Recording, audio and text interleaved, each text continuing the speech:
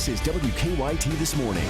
Kentucky morning start right here on WKYT. Happy Monday. Is there such a thing? Yeah. Oh, sure. Let's make we'll make it that way. That's right. I'm Bill Bryant. And I'm Meredith Jones. It's June 6th. Now at 6:30, multiple overnight crimes are under investigation as police believe they are all connected. A story we're continuing to piece together for you this morning. Also, a trial starts today for a high-profile Lexington murder. How long it's expected to last and what we expect to happen there coming up.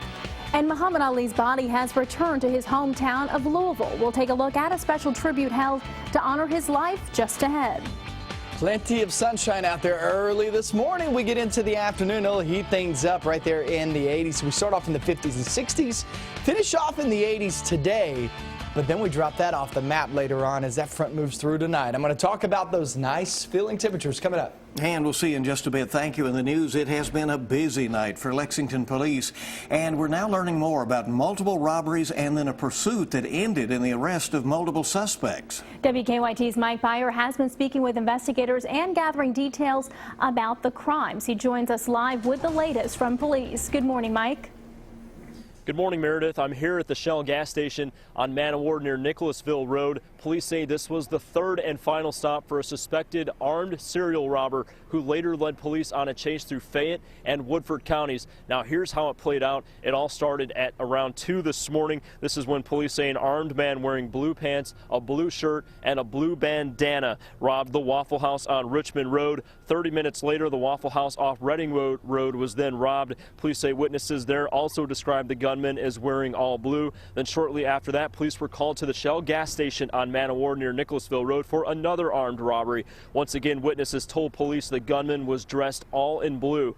From the Shell, police started following a car suspected in these robberies. Officers tell us the driver led them on a chase from Lexington to Versailles Road near the Bluegrass Parkway in Woodford County. That's where police arrested 3 people, including a man who was wearing the distinctive clothing seen during all 3 robberies. The names of the 3 people have not been released. Now, police say there was also a young child in the car that they were chasing. We're told that child is okay and is with a relative. Live in Lexington, Mike Byer, WKYT. All right, thank you, Mike. Well, the trial for a man accused of killing a UK employee 2.5 years ago starts today. Later on this morning, police say that Mark Taylor murdered Alex Johnson and then stuffed his body in a barrel that was eventually pulled out of the Kentucky River. And WKYT's Mark Barber is at our live desk to explain what we can expect to happen today at trial. Good morning, Mark. Good morning, Bill. Jury selection is scheduled to start at 8:45 this morning. During the murder trial, we expect to hear from Alex Johnson's mother for the first time, and we also expect to hear one of the men who is accused of kidnapping Johnson testify against the accused killer. In a last-minute request last week, Mark Taylor's defense attorneys asked the judge to keep Johnson's mother from testifying. They worry her words will play on jurors' emotions and will gain sympathy for her son, who was a 32-year-old chef at the University of Kentucky. The judge overruled the defense's motion, so we do expect to see the Commonwealth's attorney call Johnson's mother to the stand first. Taylor's attorneys are already starting to give us some clues as to how they will try to defend him. During their last court appearance, they started to paint Johnson as a drug dealer. They are also planning on calling a number of witnesses to testify this week. The second man charged in the murder case, Timothy Ballard, took a plea deal, so he's not going to trial. However, he will also be in court this week. As part of his plea deal, he has agreed to testify against Taylor. The trial for this high-profile murder case is expected to last 1 to 2 weeks. From the live desk, Mark Barber, WKYT. All right, Mark, thank you very much. Prosecutors will announce today whether or not any charges are going to be filed against the parents of that little boy who fell into the gorilla exhibit at the Cincinnati Zoo last weekend. Yeah, the story made national headlines after video footage showed the little boy being dragged by the gorilla. Zoo workers ended up shooting and killing the 17-year-old gorilla. The boy's family says he is doing well since the incident. Cincinnati police handed the case over to prosecutors Thursday. They will decide if the parents should be charged. Legal experts believe charges are unlikely. And the Cincinnati Zoo's gorilla exhibit has been closed since the incident, so changes could be made to the fence surrounding the habitat. Zoo officials say the new barrier is now 42 inches high and has solid wood beams at the top and the bottom. It also has knotted rope and netting. Officials say the changes were made despite the previous barrier passing the Association of Zoos and Aquariums inspection. The zoo's gorilla exhibit is expected to reopen tomorrow. The body of boxing legend Muhammad Ali has returned to his hometown of Louisville here in Kentucky. A private plane carrying his casket landed yesterday, and police escorted Ali's body to the funeral home. The 74-year-old passed away over the weekend in a hospital in Phoenix, Arizona. Ali had battled Parkinson's disease for decades. His family will be holding a private ceremony on Thursday, and a public ceremony and procession will be held Friday at the KFC Yum Center. WKYT's Sabira Rayford is in Louisville with a look at how Ali is being remembered. The Islamic Center of Louisville wants to make it clear that an icon is gone but not forgotten. Around the world, people know Muhammad Ali's name. His voice saying his quote, "I'm going to show you how great I am." One by one, nearly everyone in the room shared a memory of how Muhammad Ali impacted their lives. To me, he exemplified courage that said you can be yourself. He was unapologetically black. He risked everything for what he believed in. Some used poetry to celebrate Ali's life. Oh my Ali, oh my champ, oh my hero. You stood up for truth, others were wrong. While others chose to write their feelings, regardless, Ali's message was clear to the old and young. I think he used Islam as an outlet in a way to show people that it's not about terrorism and it's about peace. Leaders from the Jewish and Christian communities shared Ali's impact around the world. As Ali himself wrote, anyone who believes in one God should also believe that all people are part of one family. God created us all, and all people have to work to get along. A Louisville pastor recalled a greeting he received while traveling overseas. Welcome, brother Muhammad Ali. And it was at that point that I realized that Muhammad Ali was an international figure. In Louisville, Float like a butterfly, sting like a bee. Sabira Rayford, WKYT. Well, a story that is going to get a lot of attention this week for Kentucky, the home state of Ali. A funeral will be held today for a nationally recognized Kentucky author and financial expert. The visitation for Don McNay was yesterday. The 57-year-old died suddenly last weekend while visiting his wife in New Orleans. McNay was a financial consultant who made a name for himself writing nationally published articles. He had a column in the Huffington Post. His funeral begins at 11 o'clock this morning at the Cathedral of Christ the King in Lexington. A handful of families in central Kentucky are continuing to clean up this morning following this weekend's storms. High winds damaged at least 4 homes in the Oakley-People, Wyoming Road area. The National Weather Service may be in the area today to determine just how strong those winds were. Some barns were also damaged. Bath County Emergency Management say most of the damage came from straight-line winds mixed with a microburst. Firefighters across Kentucky and some surrounding states got some hands-on training in Lexington. Dozens practiced rescuing fellow firefighters from burning homes. They also spent time in the classroom on rope rescue courses and in heavy rescue vehicles. It's the 87th year of the training session being held, making it the longest-running fire training school in the whole country. And a reminder, crews in Lexington will be setting off test fireworks tonight. City leaders announced last week a new location for their 4th of July display.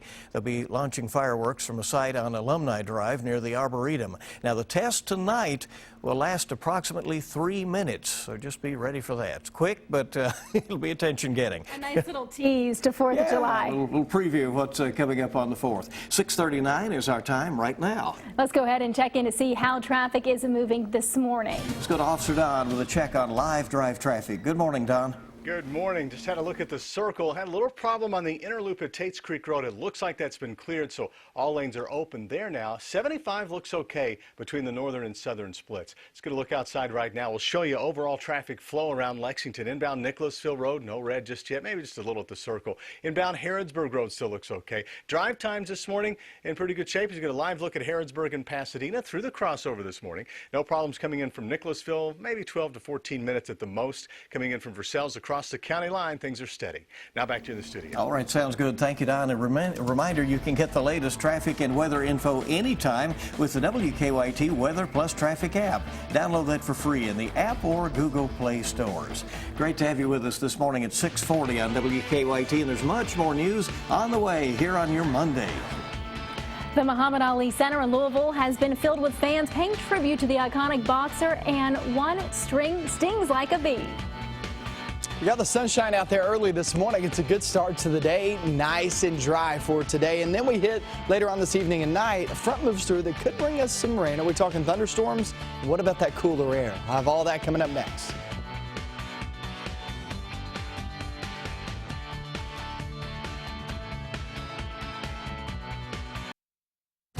Now, your hour-by-hour forecast with meteorologist Micah Harris.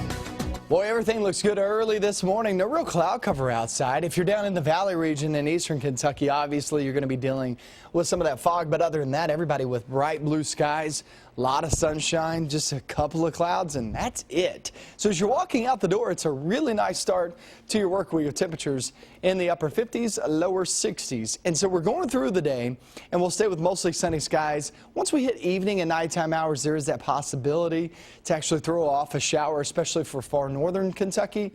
But that's because of a front getting closer to us. So most of us stay dry today, but evening and night heads up for a passing light shower. And then overnight and into tomorrow, that front passes through. Here comes some milder air, and you're going to be feeling that tomorrow with temperatures in the 70s. Not just tomorrow, but the next few days too. So all in all, this is a really nice looking forecast as this passes on through. Look at the high temperatures for your Wednesday. You're talking low to mid 70s. I mean, this is a really nice shot at some air here in June, early June, that we typically don't see. This is a nice looking trend setting up for the next few days. So that cold front tonight, like I said, evening and nighttime hours heads up for maybe a passing shower. Most of that is when most of us are asleep, so it really affect us all that much. So mainly dry conditions the next few days and temperatures way down. And when you take those temperatures way down, typically you get some drier air filtering on in here, and that's what we're going to have today. Still a little humid outside, but then we slide off through the next couple of days. Look at these drop off the map. By Wednesday, we're talking dew points, dew point temperatures, that moisture in the air in the upper 40s, lower 50s. That is an awesome feel. So the next few days look great. So we go from 83 today, 75 tomorrow, 72 there on your Wednesday, and we'll be looking at the 80s as we travel off towards your Thursday and Friday.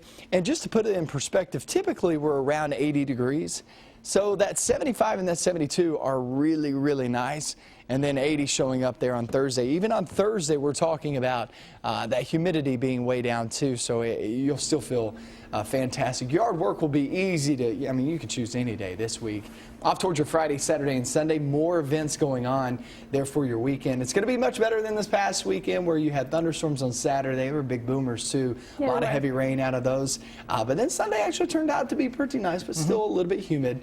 But you saw this weekend coming up, near 90 degrees. Get ready for some scorching weather. Yeah, toward the weekend. And some nice days before that. Yeah, so it's all right. Looks good. There you go. 6:46 is our time here on WKYT this morning.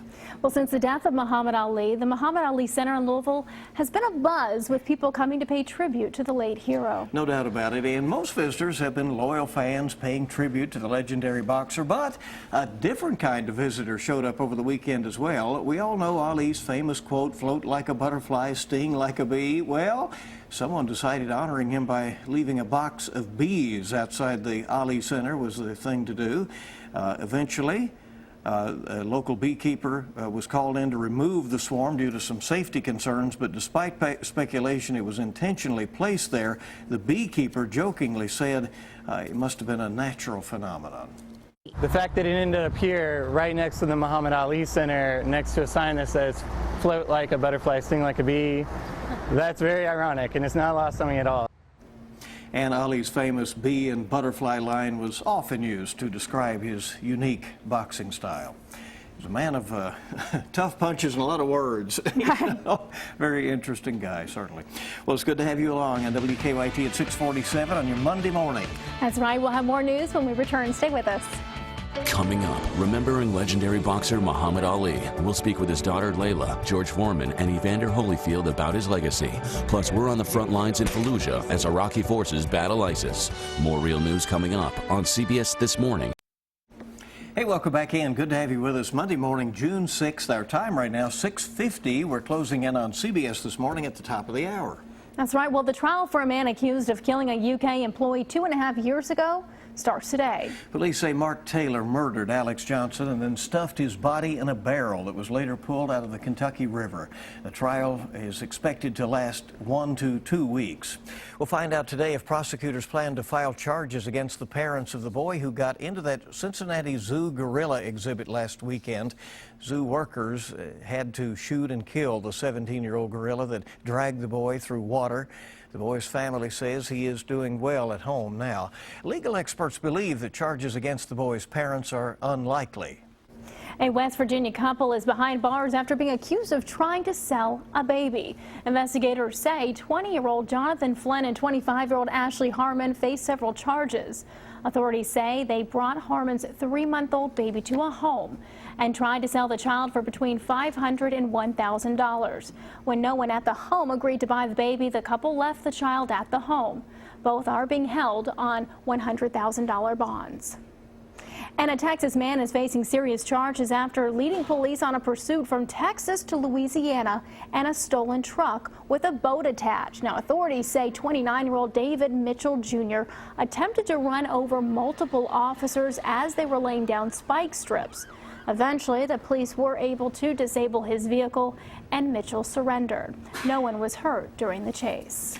Belgian media are reporting that at least 3 people were killed and at least 40 others injured after a passenger train collided with a freight train.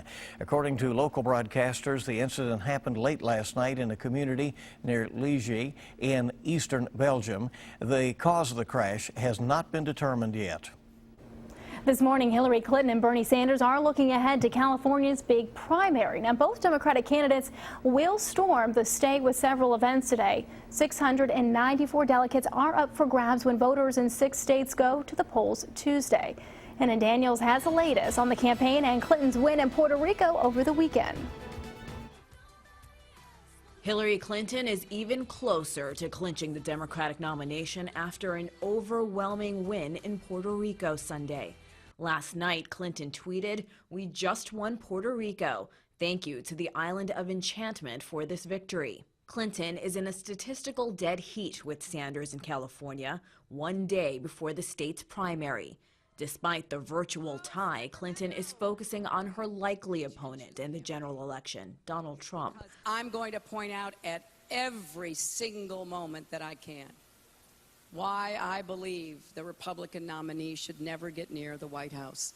Clinton needs less than 30 delegates to clinch the party's nomination, but Sanders isn't backing down. He says he is the best candidate to beat Donald Trump. If we are deadly serious in making sure that a disaster like Trump never becomes president, we are the strongest campaign to defeat him. While the Democrats focus on Trump, the presumptive GOP is also getting heat from within his own party after calling out the Mexican heritage of a federal judge presiding over a lawsuit against Trump University. Trump claims the Indiana-born judge is biased. If it were a Muslim judge, would you also feel like they wouldn't be able to treat you fairly because of that policy of yours? It's possible, yes. Yeah, that would be possible, absolutely. 6 states will vote on Tuesday. Hannah Daniels, CBS News. The newly crowned Miss USA Deshauna Barber is a 26-year-old Army officer from Washington, D.C., who gave perhaps the strongest answer of the night when asked about women in combat. She will go on to compete in the Miss Universe contest. All right, kind of serving the country in a couple of different capacities there. Coming up on 6:55 right now on WKYT.com, we are following up on these 3 robberies overnight in Lexington, working to see if police are connecting the holdups and the arrests of 3 people following a chase very early this morning that went into 2 counties. Also trending this morning, of course, is the death of boxing legend Muhammad Ali and how he is being remembered here in his home state. There will be a public funeral Friday in Louisville. It's a worldwide story that is certainly bringing a lot of attention to Kentucky this week. As we've just reported, Hillary Clinton has won the Puerto Rico primary overnight over the weekend, edging to apparently within about 23 delegates of clinching the Democratic presidential nomination. Clinton and Bernie Sanders in a tight race, as you just saw in California, holding its primary tomorrow. Clinton appears to have the advantage in New Jersey, and we'll see how it goes on Tuesday. As the summer driving season gets going, gasoline prices are climbing. The price was up 6 cents a gallon last week. The national average now $2.37 a gallon. Check out our story on that and what's expected to happen next. On Kentucky.com, the final recruiting rankings say Kentucky, and not Duke, has the #1 class of incoming freshmen in the country for 2016. Could be a great season ahead. Also a map showing that where you live in Kentucky might have a lot to do with how long you live. Various factors play a part, including income, diet, and smoking patterns. And CBS This Morning is coming up shortly at 7 with your eye opener. And, of course, we'll have local updates as well. Of course, a lot of remembrances of Muhammad Ali on the program coming up very shortly at 7. Hey, join us on Facebook. Follow us on Twitter or Instagram. And for the latest, WKYT.com. Yeah, we're looking from 75 Man-O-War all the way to the southern split. I see no issues whatsoever. Sunglasses will be needed. Russell Cave, Paris Pike, and Bryan Station all looks well. Speaking of sunglasses, check out this picture of our sky cam as we're looking due east. Yeah, a lot of sunny skies. Beautiful, beautiful morning. And look, our temperatures will rise very rapidly as we get into the afternoon. Afternoon, guys, we're going to be looking at temperatures there in the 80s. So we go from the right around 60 degrees to the low to mid 80s later on today. But we head off into the evening and night. Here come a couple of showers, and then that front blows through some cooler air. Could be nice. Nobody's more up to date than you to start your day. Thank you for being with WKYT.